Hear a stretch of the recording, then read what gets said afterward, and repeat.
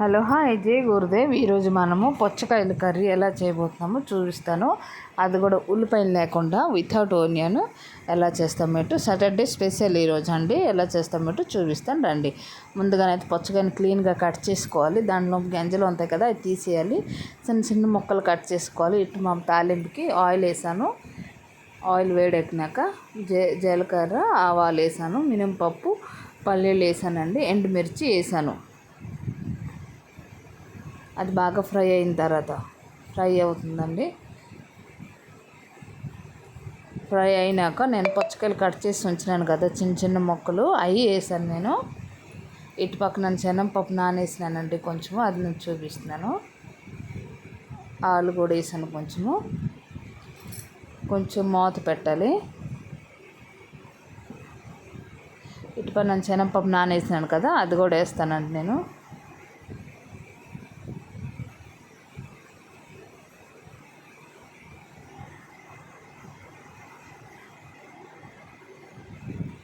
శనగపప్పు వేసాను.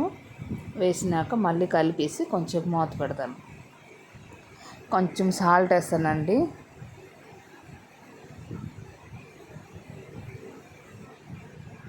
సాల్ట్ వేసేసి మళ్ళీ కలుపుతాను.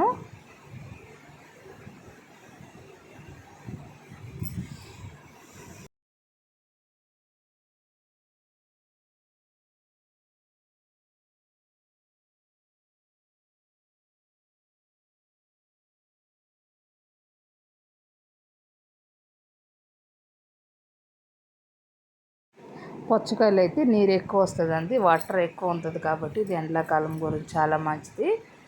మళ్ళీ వచ్చి వాటర్ టొట్టెలు వేయొద్దండి, చాలా నీరు వస్తుంది పుచ్చకాయలకి. ప్లస్ పుచ్చకాయలు అయితే ఎక్కువ నీరు వస్తుందండి, వాటర్ కంటెంట్ ఎక్కువ ఉంటుంది దీంట్లోనూ. ఉడుకుతుంది అయితే సగం అయితే ఉడికిపోయింది. ఇప్పుడు కట్ చేసి ఉంచిన టమాటాలు వేస్తానండి.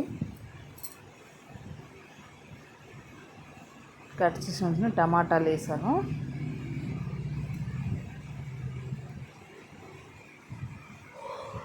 వేసేసి మూత పెట్టాను.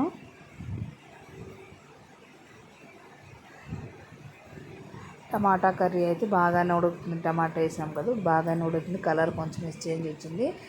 ఉల్లిపాయలు వేయలేము ఉల్లిగడ్డలు వేయలేదు కాబట్టి ఇప్పుడు అల్లం దంచిపెట్టి ఉంచినాను, కొంచెం వేసాను.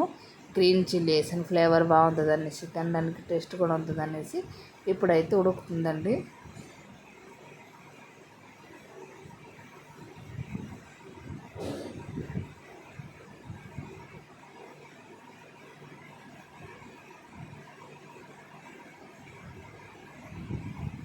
ఇప్పుడు నేను కొంచెం గరం మసాలా పౌడర్ వేసేసి దించేస్తానండి.